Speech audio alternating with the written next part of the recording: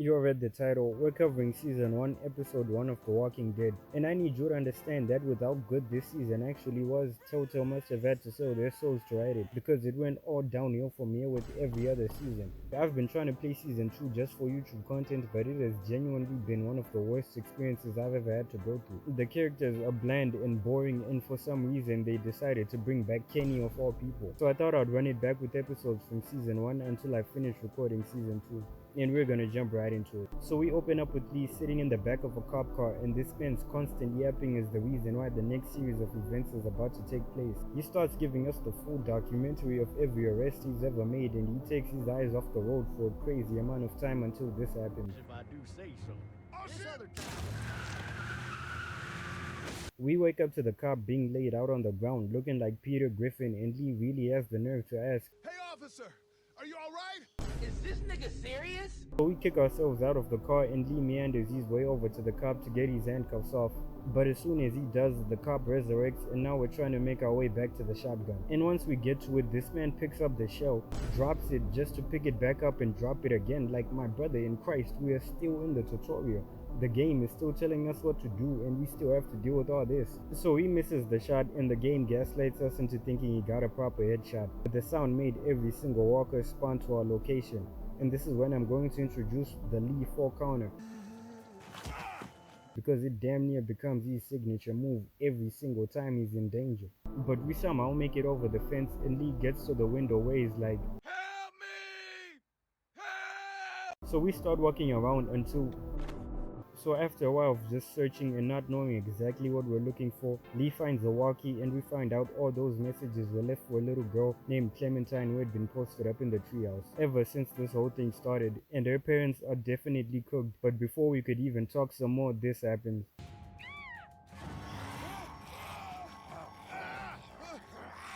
So not only did I not get a warning from Clem, but this walker pulled up behind me with more stealth than any Assassin's Creed protagonist. And we never get to hear them be this silent ever again in the game. But that's not even the worst part, because I tried to escape, and bro, he knew the blood was there and he still slipped in the exact same spot. But thankfully Clementine comes in clutch and hands me a hammer, so I beat it until I crack open its skull. Hi there.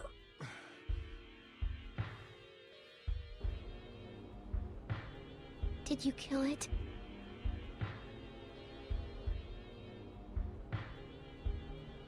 Yes. It's okay. I think she was a monster. I think so too. You've been all by yourself through this? Yeah, I want my parents to come home now. I think that might be a little while, you know? Oh, Look, I don't know what happened, but I'll look after you till then. what should we do now? So of course I chose to go before the sun goes down, but I genuinely got curious to see what it would look like to leave at night, and it has to be one of the worst decisions you can make in this episode, because Chet dies. We never get to see him, which explains why he just dips after helping us, and Lee ends up in the back of a cop car again. But back to the normal playthrough, we go outside and see Chet and Sean, and he's acting like being stuck here in the middle of the road is just a mild inconvenience. But there's zombies actively spawning behind us while having this conversation. So we push the car up into the truck and get to the farm where we meet Herschel Green. Honey, do you know this man?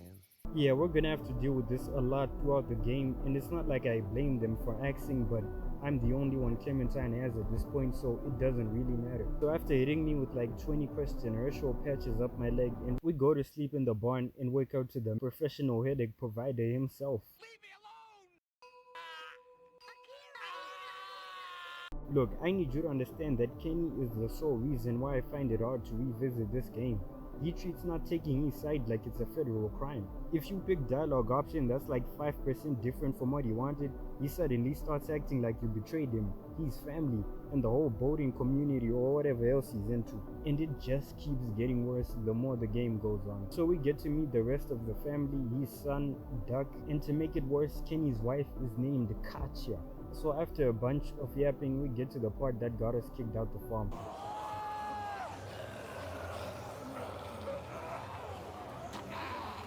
I'm a nitpick, bro. How did Duck even turn on the truck? Did they just leave a 10-year-old at the wheel with the keys in the ignition? And even if he did, how did Sean's leg get trapped under the wheel? He could have easily gotten out of that. But I saved Duck first because I'm pretty sure you could have just moved his leg out of the way and got out. So once Duck was safe, Kenny runs away with him and Sean gets killed, which got us instantly kicked off the farm. So we drive into the city, and in the middle of the apocalypse, Kenny still thinks it's a good idea to just be shouting and waving at anyone he sees. But thankfully we get saved by a group of people who had been camping out in Lee's family drugstore and have the dumbest argument of all time.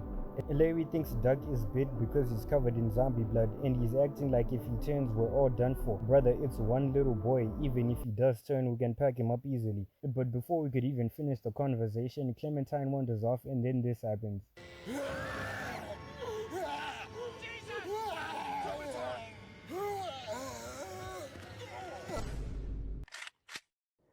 Lee gets back up, pulls the walk off of Clem, and tries to fight it back off. Bro, I was pressing that button with maximum effort.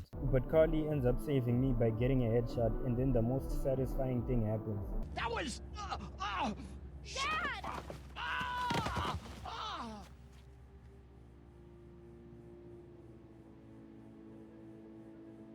I did try to get him to calm down.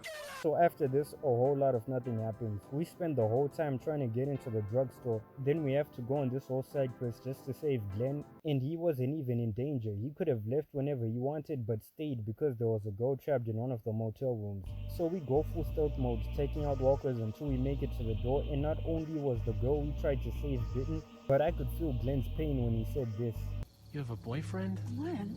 Spend our time there with her trying to convince us to self-delete with our gun, which we let her because who would want to come back as a walker. So after that we go back to trying to figure out how to open the door to the drugstore, and we do it by distracting a bunch of walkers and getting the keys off of Lee's brother.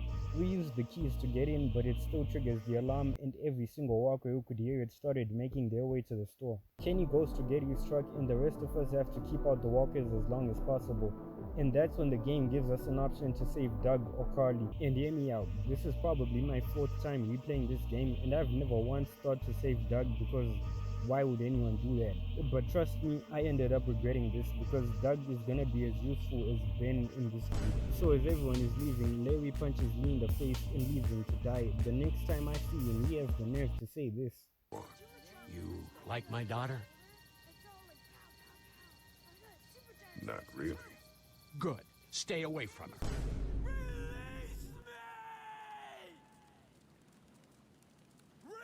So Glenn leaves, and the episode ends with them being optimistic about the future until...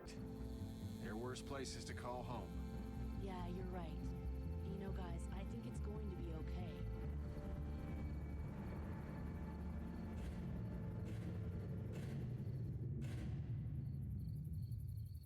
So my next video will probably be on The Wolf Among Us, and I'll do this episodic structure with both games. So like, comment, subscribe, and I'll see you all in the next one. Peace.